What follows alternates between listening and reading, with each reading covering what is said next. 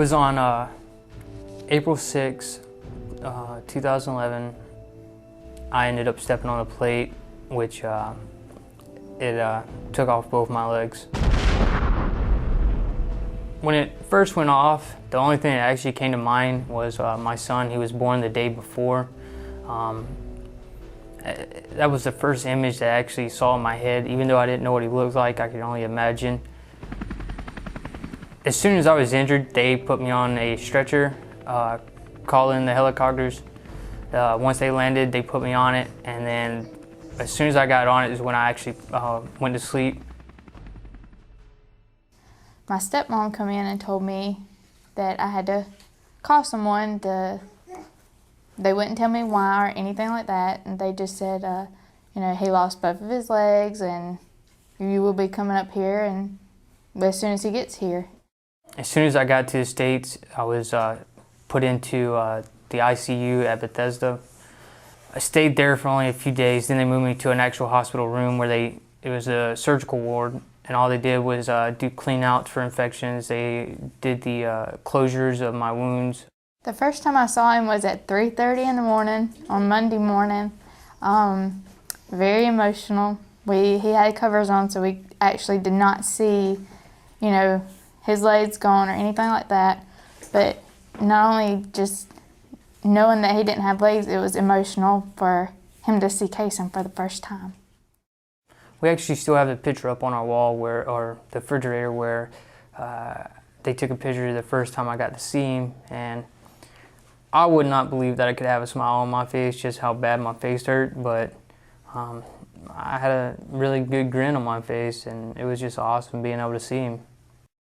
When I first got to Walter Reed's, when I actually started my therapy process, it was basic, working out your core muscles, getting you ready to be able to stand on your limbs, and try to get as much balance back as you can.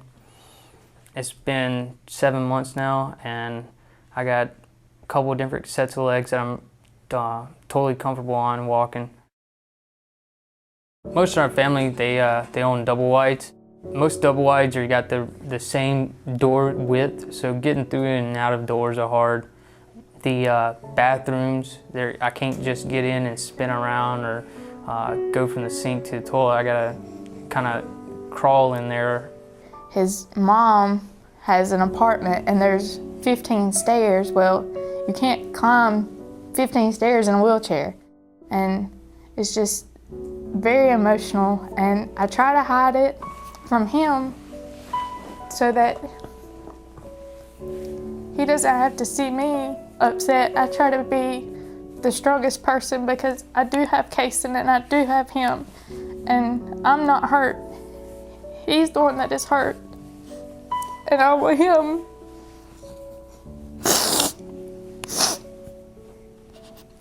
to have everything that he needs.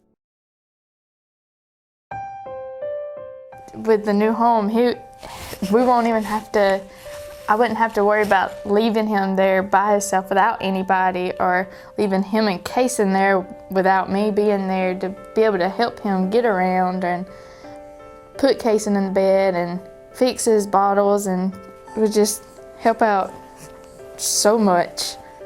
There's a ton of space for me to maneuver within even the closets or walk in. Even if I'm not cooking, if she needs something down, then I can get it without having to struggle. This home gives me a step forward to a normality and a new career. I mean, I can move back, stay in this one spot, and I have to move, start a normal life like before everything else happened.